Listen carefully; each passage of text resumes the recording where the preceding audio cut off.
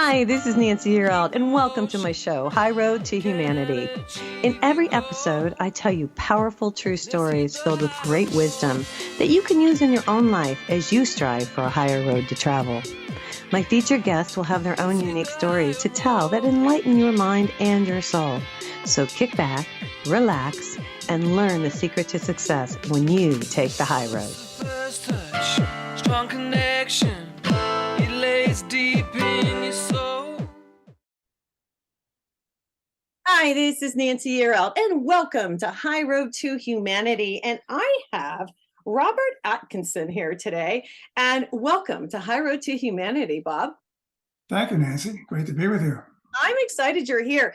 His book is A New Story of Wholeness. And let me tell you something, this is a good show to share because we're going to be talking about consciousness. We're going to be talking about the evolution of humanity right now, which we're in the midst. And, Robert, I guess I just want to start out with saying that, this book was written, I would imagine, to help us in our evolvement of consciousness to a unity consciousness is what you're going for here. So talk about this. I mean, give us a little synopsis and then I'll read your bio. Well, that's exactly it. That's where we're headed toward a unity consciousness or unitive consciousness. And the interesting thing about that, just one quick thing about that, is that that's where we came from as humanity. The first peoples kind of had some way of gaining insight into that understanding, and they knew that they were one with the universe and in harmony, and they tried to live their lives in harmony with the universe around them. And then as communities spread out,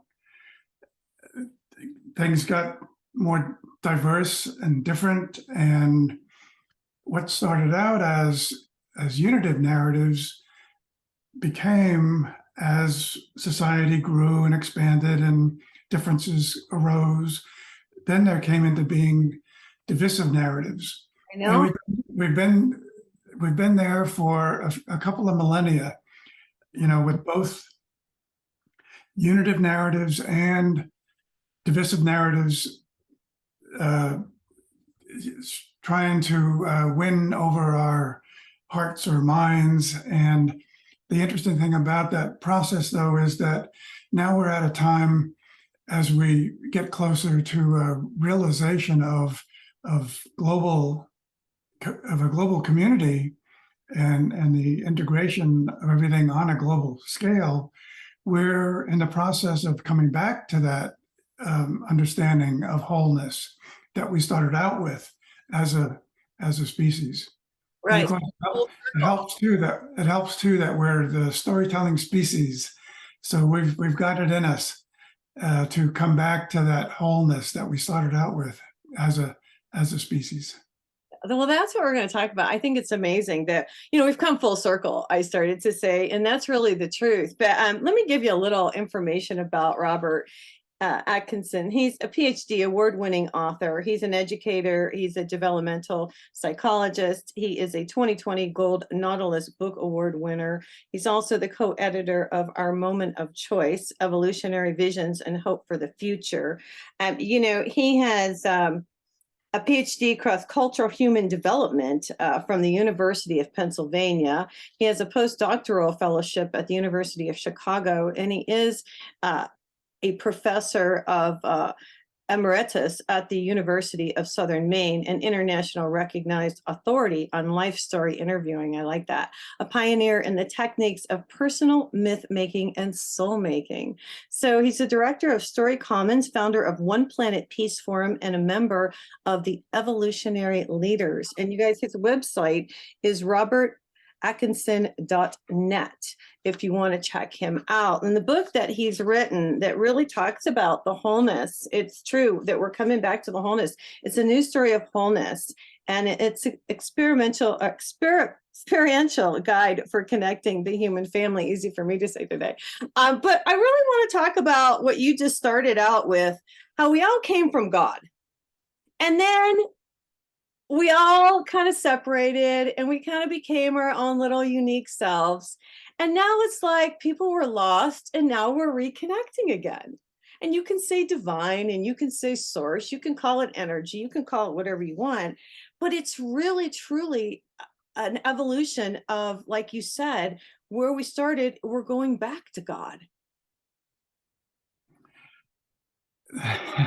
That's exactly it. And many sacred traditions have that in their scriptures. Uh, uh, we all come from God, and unto Him do we return. But as we spend our time on this planet, we come into contact, as we all know, with so many variety of material things that pull us in other directions, and we lose sight of, we forget who we are.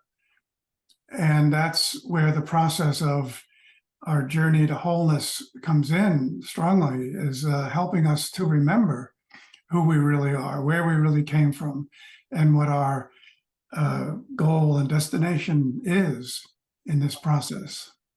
Do you think that we had to be, because as you talk about this, and I know a lot of people have become so enamored with materialism, do you think we had to be pushed to the brink to realize that the materials stuff wasn't important and we still weren't fulfilled to go to God? Do you think that was the whole deal? That was on purpose? Do you know what I'm saying?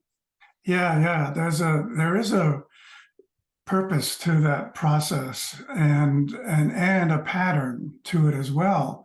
So when we get so far out of balance, as you were describing, then usually the pattern kicks in, and something happens to make us aware that we are out of balance. We're putting too much emphasis and focus on the material things of life, or whatever it is, and then that pattern of transformation kicks in to bring us back to that innate state, that original state of wholeness. All right, we are back here today, and we were talking about a new story of wholeness, and we had to take a little break there for a second. But I want to read something. You give a blueprint for living our story of wholeness in the book, and I just want to. He has a call to wholeness, a path of purification, and then the return to wholeness. And I just want to read a little bit of this so you guys get a feel. So, waking up to something beyond what we've known, we embark on a journey to a higher consciousness as our destiny unfolds towards our innate potential. In unknown realms, we find we are being guided, protected, and assisted on our way. As new challenges appear, impending difficulties recede and fade as we proceed, following a need to withdraw, retreat, turn inward, or cut ourselves off from the world, a desire to develop and evolve in the world as the world grows within us. This is exactly what's happened to me. And so as I read this, I thought, okay, we're all going through the same thing, or a lot of us are, where we're going within, we're forgetting about the outside world, where things are starting to, and I want you to talk about this. For me, it's like the more I let go of control, the better things get. Talk about this, wait, Bob. Right. Well, that's the thing. I mean, and that's the difference between attachment and detachment. Right. If we try to control things for ourselves, we're doing it from our limited perspective and knowledge of where we really need to be going, where we're headed anyway. And if we let go of that through detachment, then the force that is guiding us all the time can take over even more than it already is.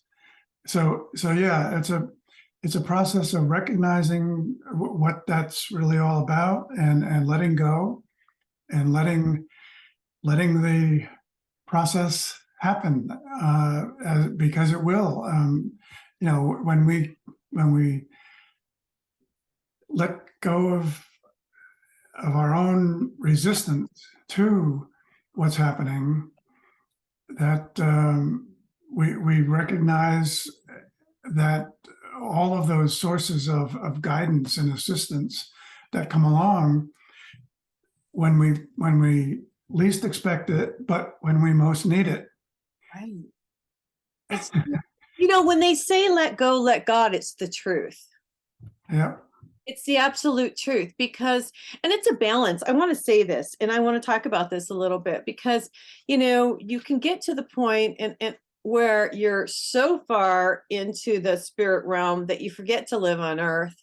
And then there's the opposite where people are so earthbound that they, don't want to live in the spirit world. But there has to be that balance. And I want to talk about this because it's good to be grounded. So you're here on earth and you can make choices for yourself, but don't be stuck on the outcome, I guess is what I want to say. So what I feel, and I want you to talk to the audience about this because we're manifestors. So I can say, okay, this universe, this is what I want, but then I need to let it go and let it develop the way it's supposed to, not the way I think it's supposed to. Right. Right. And if we, the further along in the process of remembering who we really are and where we came from and where we're meant to be going, the more we become aware at the same time that there is a pattern, a process that is designed to get us exactly where we think we want to be, if we've even thought of that, about that to begin with. So the pattern itself is what gets us to where we want to be, whether we are clear about that or not. And that's the whole idea is really, the more we reflect on our experiences that we're having, whether they're great times or difficult times, whatever, the process of reflecting on our life experiences, what's happening to us, and trying to figure out what's going on and why, the more we do that, the more we begin to recognize the pattern itself. And that's what the book is really all about, is to put the pattern right out there in front of us and provide guidelines and worksheets and prompts and everything else that's needed to work with that pattern as it unfolds through our life experiences. Right. So it's just a matter of becoming, the more we get in, the further along we get into this process, the more we reflect on it, the more we become aware of the pattern itself, which you just read, I think just the first part of it, which is getting us going. And then there's much more to it that helps us become even more aware of what we're in the midst of. And sometimes it takes a few times of the same kind of things happening over and over before we really get them. But eventually we become aware of what that pattern is. And then that's when it becomes a lot easier to let go and to follow where the pattern is taking us. Yeah, it's hard to let go. I was a control freak. It's hard to let go because Yeah. you're oh well, I'm smart, I know, but you really don't know. And I want to just say, the first step, I can only speak for myself. And I know that I started to be aware, and then I started to be aware of my thoughts, and then I started to be aware of what's going around, but not around me, but not let it affect me. And then I started to see, okay, what's the lesson here? And then I looked at the lesson as a blessing, not as a curse. That's, I think, a big part of it, because you're like, well, why is this happening? But it's not like that. It's happening for you, not to you. Right. Yeah. Everything that comes to us is a teacher in disguise. And that's what we have to recognize and learn to accept even some difficult things that come to us. They're all teachers in disguise as well. Right. Well, and I like how you say in the book, we need to focus on we, not me. And that's just evolved with me personally over time. And I guess it's happened with you too. That you get to a point where you think of the collective. Well, that's the thing about the pattern is it's not just an individual pattern. It's both an individual and collective pattern. So if we can see this, if we can begin to recognize the elements or what really are motifs and archetypes that make up the pattern, if we can begin to see those in our own life, we can also at the same time begin to recognize how the collective is experiencing those same motifs and archetypes in its process of transformation. Right. So that's what's happening. While we're individually undergoing the process of transformation, Right. the world is as well. You need to talk about science and religion because it's got to come together. Science and religion, you say, recognize a common force guiding evolutionary progress towards a consciousness of wholeness. And, for so long, we've forgotten our spirituality and we went with the science, but now science is picking up on the spirituality and it's all coming back together. And you do address that a little bit in the book. Yeah, that's a really important one because both of those are part of the wholeness that we're talking about. And when we think about wholeness in its grandness, its entirety, wholeness is made up of many different parts. Sometimes they're in opposition, sometimes they are not. But for too long, humanity has thought that science and spirituality are at odds with each other. And that's really not the case because they are trying to provide us with knowledge about the same reality that we all live in and are part of. So what happens is whatever we might call them, there are some prophets or manifestations of the Creator who have that wisdom and that understanding that they get from the Creator. They pass that on to humanity. That becomes the spiritual wisdom we live by. And much of that is also in the form of principles and ethical values and all of that, as well as beliefs around what the world, the universe is here for, and what we're on it, part of it for, and then and a lot of that. I mean, across the all of the ages of all the spiritual ages that we've had, they've been that wisdom has been renewed and expanded upon, but it's only been in the last few centuries even that that science has had the means to discover on its own some of the physical and spiritual realities that have existed forever. Right. And so what's happening is now, and it's happening at a much quicker rate, science is catching up with a lot of the spiritual wisdom that many cultures and have been living with forever. So as that's happening quicker and quicker now, I am pretty confident that there will be a point in the future when it'll become recognized that science and spirituality are both here to help us understand the same reality, and they're doing that at different rates of time. And but because of the advances in technology and everything else, there will be a time when that'll become obvious to us that science and harmony are two branches of knowledge that are different ways of providing the same sense of and source of understanding of the world and the reality we live in. Right. Well, yeah. So they're catching up, and I think we will come to a point where we do recognize that they are in harmony with each other. I think so too. I started to say we are energetic beings. We are made up of energy. And I've always said that it would come to a point where we would just, go and have an MRI or whatever it is, and they just scan us and they can look at our energy field and see what the issue is. Because really, any health problem is going to show up in our energy field. And so we're getting to that point, where they're starting to say, okay, yes, you are energy. You're not just, flesh. You are an energetic soul.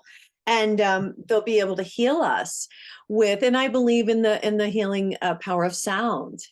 I think that's going to be a big thing where people are going to be able to be healed by different things like that are vibration, that is starting to come into play, things like that.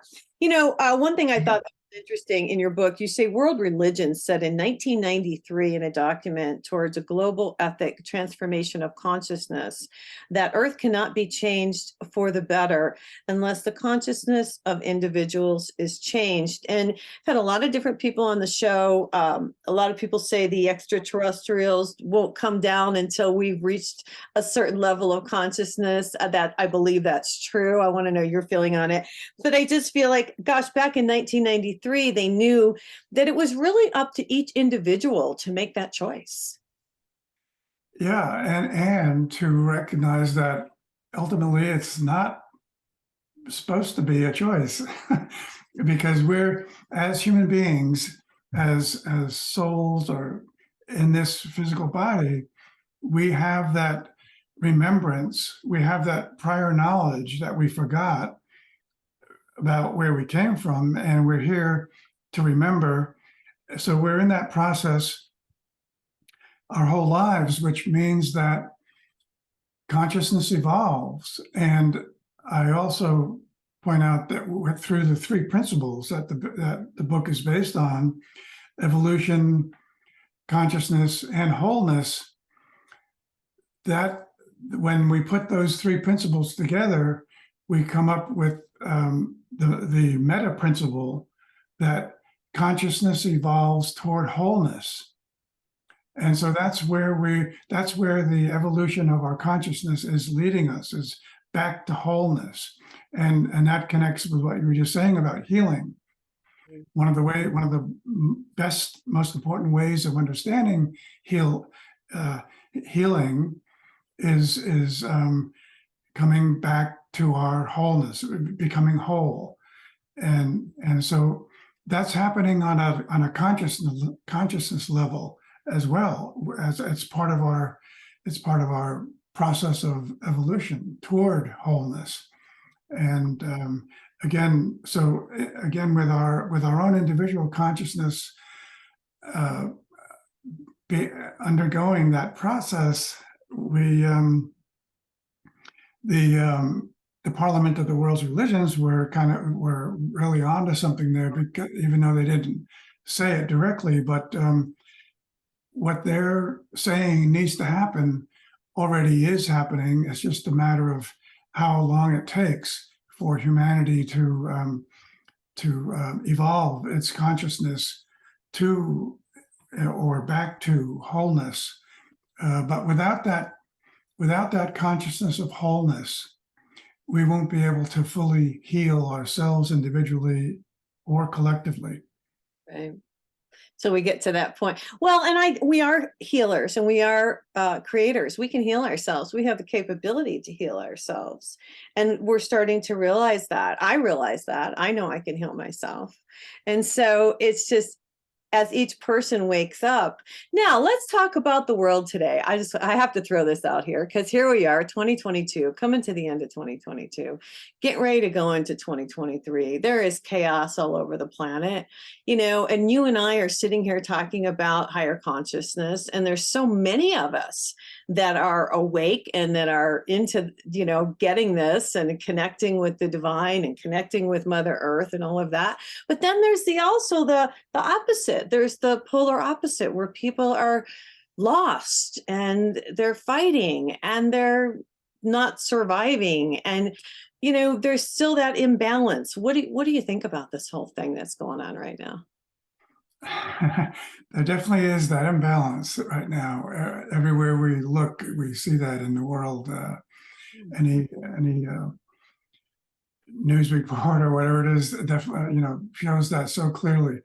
So what that's indicating to me in relation to the book is that we are still very much in that muddle phase of the process that I also talked about there, which is really important to be aware of too, because that's the heart of the process of transformation. We can't transform our lives or anything else without going through some form or degree of muddle or challenge or chaos or confusion in our lives. And that muddle, though, is meant to bring about a resolution. That which brings us to the pattern itself of the deeper level of the story pattern. It's not just beginning, middle, and end. It's beginning, muddle, and resolution. And so without that muddle, we wouldn't get to that resolution, which completes the process of transformation. And that's really what it's all about. So we are in, collectively, the world is in that muddle right now. But the important thing that the pattern points out to us is that there will be a resolution to this, to all of the muddles that we see going on in the world right now. And that's where the hope lies, and the is in the resolution itself. I mean, because there's many ways of looking at this process. We talked a little bit about that before. We can also see it as unity followed by disunity, followed by unity, or wholeness followed by separation, followed by wholeness, or coherence followed by incoherence, followed by coherence again. These are all variations on that one pattern of the evolution of consciousness. So we're not going to necessarily ourselves individually going to be able to do anything about all of the muddles that you pointed out a minute ago in the world, but we can continue our own process of the evolution of our consciousness toward that resolution, which makes that sense of wholeness and that consciousness of wholeness very clear in our own minds. And in that process, we help move along the whole, the entirety of humanity in that process as well. So we're in, and another metaphor that's very familiar too is that we're in the dark night of the soul collectively. And that dark night is going to be followed by the light of the morning. Right. It's as simple as that. Yeah. On one level, but at the same time, it's a huge challenge with all of the crises going on in the world. And the thing about all of those crises that we see going on today is that they're not separate. They're all deeply interconnected, one with all the others. And so you can't solve the climate problem without solving poverty, and you can't solve, on and on. They're also interconnected. They have to be seen as a whole and approached as a whole, rather than putting all our energy into solving poverty at one time and then moving on to the next one. They're all part of the same big picture. Well, I see it all as energy.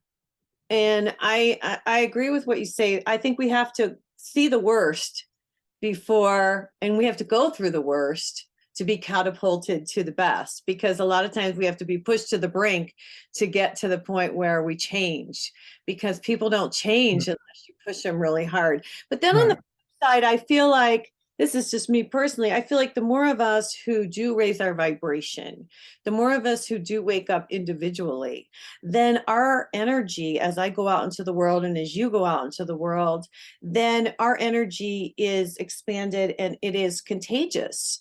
And so the collective as the collective energy rises to a higher vibration, the lower vibration, I believe, is brought along with that energy. What do you think? It's affected by that energy. No question about that, for sure. The individual impacts everyone around her, or him, and it's so clear. I think it should be very clear that the higher we raise our own level vibration of energy, the more that's going to impact in a very positive way those around us, and that's really the purpose of individual transformation, is to impact and help bring along collective transformation. And one can't happen without the other. I mean, and the thing is, too, which is built into this pattern, as is mentioned in the book, when we get to that point in the pattern of recognizing our own resolution to the muddles we've had in our life, and we get to the point of returning to our wholeness, it's inherent within that process itself to recognize that we have a responsibility to pass on to others the understanding, the wisdom, the energy, the whatever it is, so then our life becomes, and so many varieties of forms, becomes service to others, basically, which helps raise the vibration of the whole at the same time. Did you feel divinely guided to write this? Feel like it was just time, or was it just in your soul that you had to get it out, or what? That's a great question, because I mean, the book really is a result of pretty much a lifelong process for me.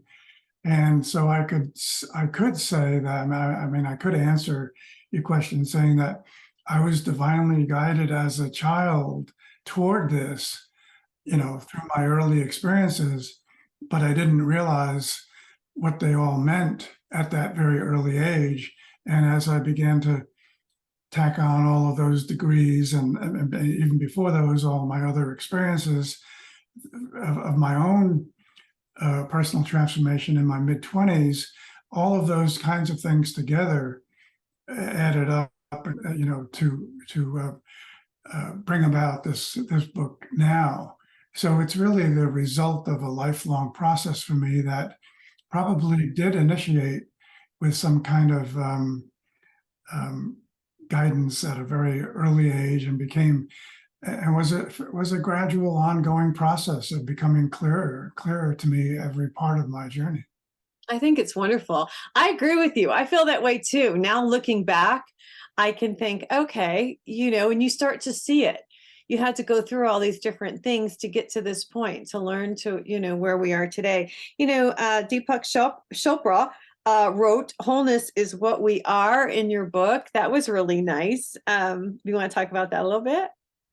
Yeah. Well, that was a great piece, obviously, for many reasons. But he really, in that afterword, he really gets to the heart of what the book is all about, and which is what I've been sort of talking around the whole time. We are. My way of thinking of what he said in his afterword is that wholeness is all we are.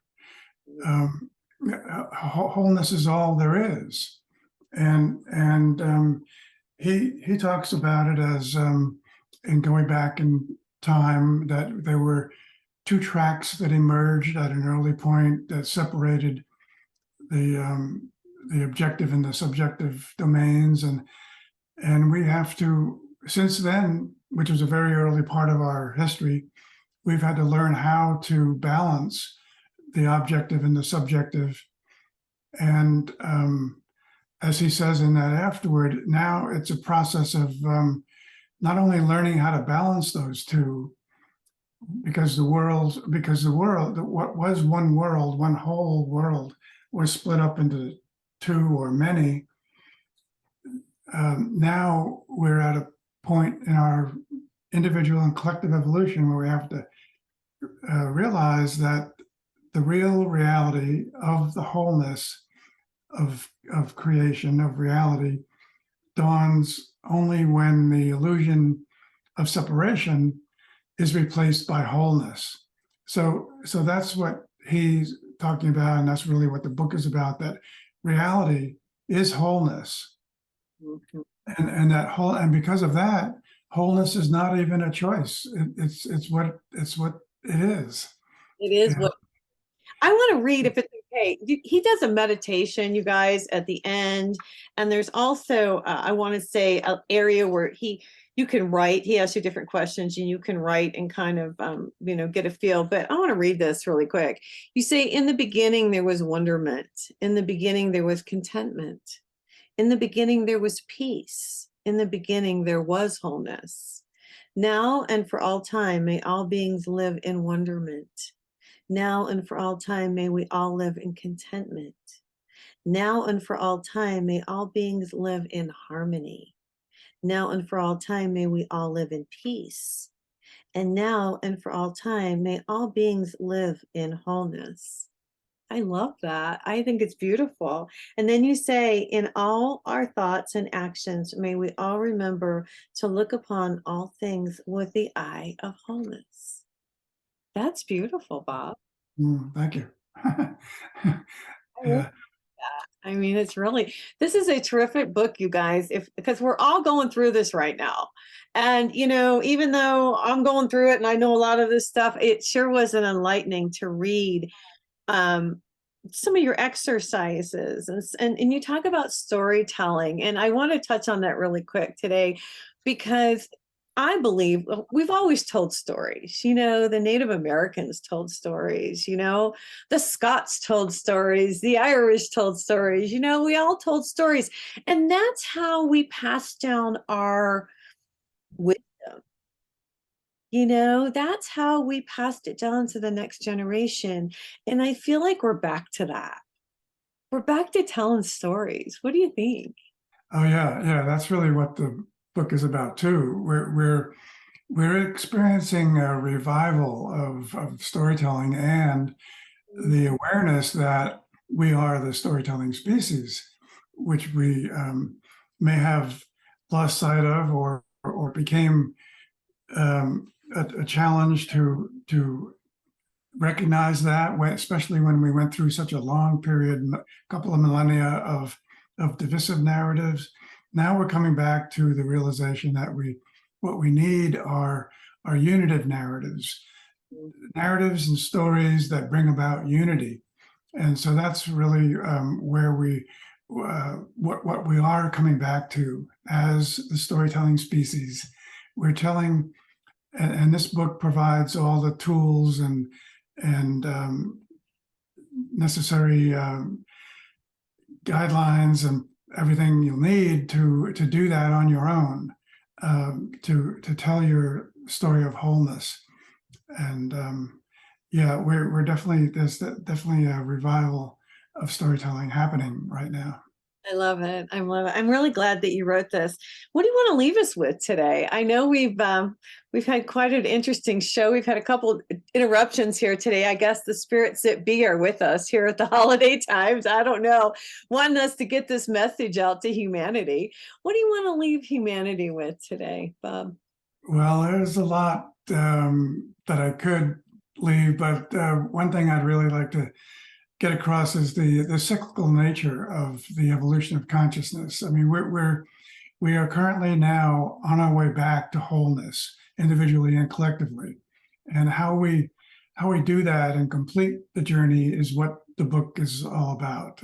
So it goes into depth, as you pointed out, with that blueprint, and then all of the writing exercises. But the journey to wholeness, or the journey from wholeness to duality and back to wholeness, that's the journey humanity's been on for millennia. And what's getting us to our destination is that consciousness, it does evolve toward wholeness. So it's happening whether we're aware of it or not, however difficult things may look out there in the world, we're on that journey, whether we are even aware of it yet. And I guess the one thing that I would like to leave everyone with is the sense that if we could pass our time here in wonderment of the unknown, basking in the mystery of wholeness, we'd change this world into another world. And that's the whole idea, is to make it heaven on earth, is to raise the vibration. So I'm with you. I think we should do that. I feel like 2023 is going to be a good year. I feel like each year brings us a little bit closer. What do you think? Oh, definitely. Yeah, that's what evolution is about. I mean, I'm just happy to be alive at this time so that I it and experience it. I don't know I know you probably feel the same way, but I don't want to speak for you, but I feel like I've grown so much just in the past maybe 5-10 years. yeah. Feels like all of this has been sped up to where we got to get this, you know what I mean? Do you feel like Oh, that? yeah, no, exactly. Yeah. And there are a lot of other people feeling that same thing too. Just, I mean, as you said, just in the past 5 years, we can see such a speeding up of the process. Right. It's really enlightening. Well, thank you for coming on, and thanks for writing this book. It's called A New Story of Wholeness. This is what the book looks like. It's by Robert Atkinson. And Robert, do you have a website that people can go Yeah, to?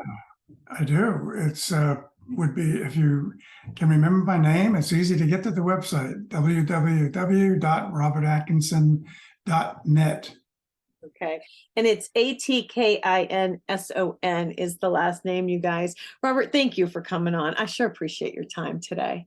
Thank you, Nancy. That's great. All right, you guys, it's A New Story of Wholeness. You got to check it out. I wish everyone a very happy and a Merry Christmas, a happy holidays, and a very happy New Year. And this is Nancy Yearout. This is High Road to Humanity. We will see you next time. Everybody take care and God bless. Please join me next time on the High Road with stories full of love and hope for our future. You can find High Road to Humanity on TogiNet Radio, Spotify, Apple Podcasts, and now watch The High Road on Binge TV networks. My channel is High Road to Humanity. Have a blessed week, and know by staying on the High Road, you will make it to your destination. For a psychic empath reading, visit my website, nancyyearout.com, to book your date and time with me. I will deliver your messages from the angels, and God bless.